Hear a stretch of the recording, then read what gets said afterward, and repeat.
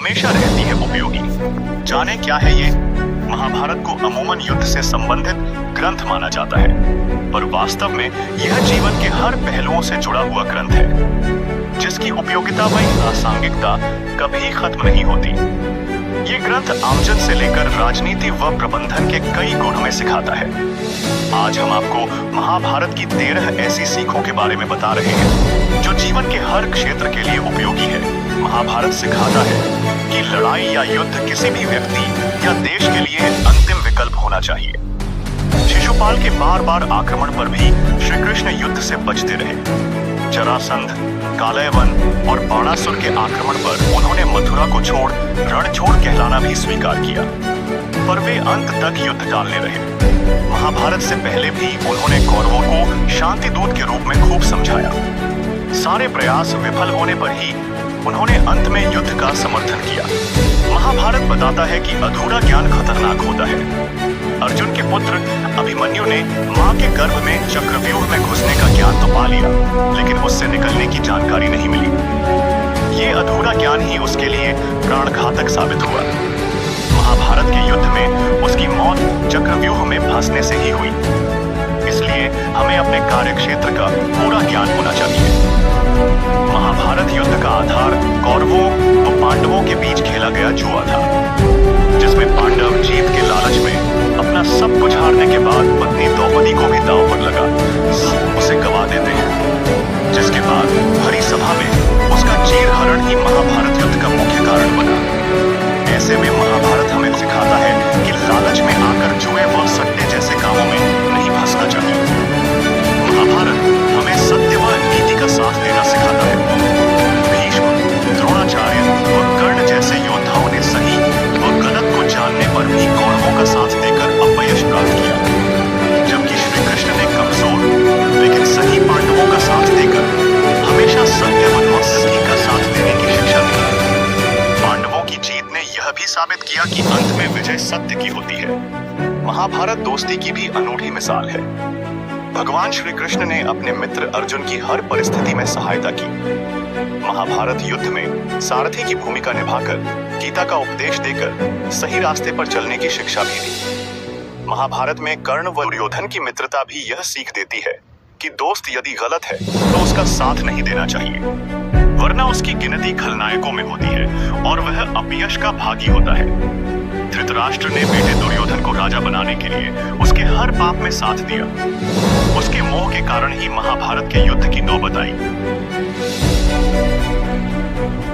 यदि वह निष्पक्ष होकर युधिष्ठिर को राजा बना देता या उन्हें संपत्ति में हिस्सा दे देता तो विनाशकारी महायुद्ध बच सकता था, पर उसने ऐसा नहीं किया, जिसका खामियाजा उसे अपने 100 बेटों की मौत से चुकाना पड़ा। ऐसे में महाभारत सिखाता है कि पुत्र मोह में फंसकर उसके गलत कार्यों का समर्थन नहीं करना चाहिए। धनुष विद्या प्राप्त करते समय गुरु द्रोणाचार्य ने जब पेड़ पर पक्षी को निशाना बनाने को कहा तो सब शिष्यों ने पक्षी के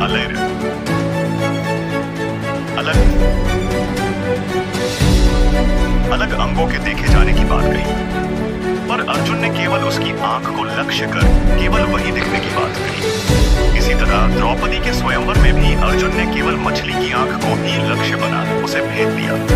इससे साबित होता है अपने लक्ष्य पर केंद्रित रहकर ही मनुष्य सफल हो सकता है। महाभारत दूसरों का हक नहीं छीनने की सीख भी देता है। पांडवों के राज्य का हक छीनने पर कौरवों का नाश ही हुआ, जबकि कंस का वध कर उसका राजपाट अपने नाना उग्रसेन को सौंपकर श्री कृष्ण ने प्रसिद्धि प्राप्त की। ऐसे में दूसरों के अधिकार या संपत्ति पर कभी हक नहीं जमाना चाहिए। महाभारत में एकलव्य को धनुष विद्या सीखने के लिए गुरु नहीं मिले, पर उसने इस विद्या को सीखने का संकल्प लेकर अभ्यास कर ही धनुष विद्या में महारत हासिल कर लिया। ये कथा हमें सीख देती है कि मनुष्य अभ्यास, मेहनत व संकल्प से किसी भी क्षेत्र में सफलता हासिल कर सकता है। भगवत गीता भी महाभारत का ही हिस्सा है, जिसमें श्री कृष्ण ने कहा, क्रोध व लालच से दूर रहते हुए कर्म करने की अनूठी सीख दी। उन्होंने कहा कि मनुष्य को अकर्मण्य, आलसी या निष्क्रिय न रहते हुए वर्तमान में जीते हुए काम कर्म करते रहना चाहिए। गीता के उपदेश आज भी प्रासंगिक होने की वजह से आम जीवन से लेकर मैनेजमेंट की कक्षाओं तक पढ़ाए जा रहे हैं। महाभारत पग पग पर नैतिक मूल्यों की शिक्षा देता है। जैसे साई अनुशासन पर्व में पितामह भीष्म ने कहा कि भूमि के समान कोई दान नहीं, माता के समान कोई गुरु नहीं, सत्य के समान कोई धर्म नहीं और दान के समान कोई पुण्य नहीं है। यदि इन मूल्यों को स्वीकार कर ले तो समाज से जमीन जायदाद के झगड़े, माता पिता की दुर्गति, गरीबी सरीखी समस्याएं दूर हो सकती है। महाभारत राजनीतिक शिक्षा भी देता है।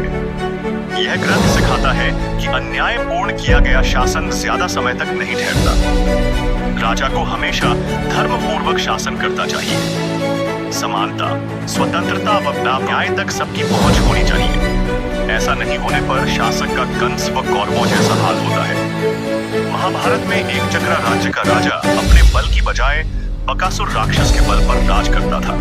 लोगों की बलि मांगने पर भी राजा बकासुर के सामने असहाय था। बाद में भीम ने उसको मारकर प्रजा को उसके आतंक से मुक्त कराया। ये कथा दूसरों के भरोसे रहने की बजाय आत्मनिर्भरता की सीख देती है। महाभारत के युद्ध का एक बड़ा कारण दुर्योधन को उसके मामा शकुनी द्वारा बार बार उकसाना भी था। इसी तरह कर्ण ने भी दुर्योधन के उकसावे में आकर अर्जुन के लिए रखे बाण को घटोत्कच पर चलाकर कौरवों की हार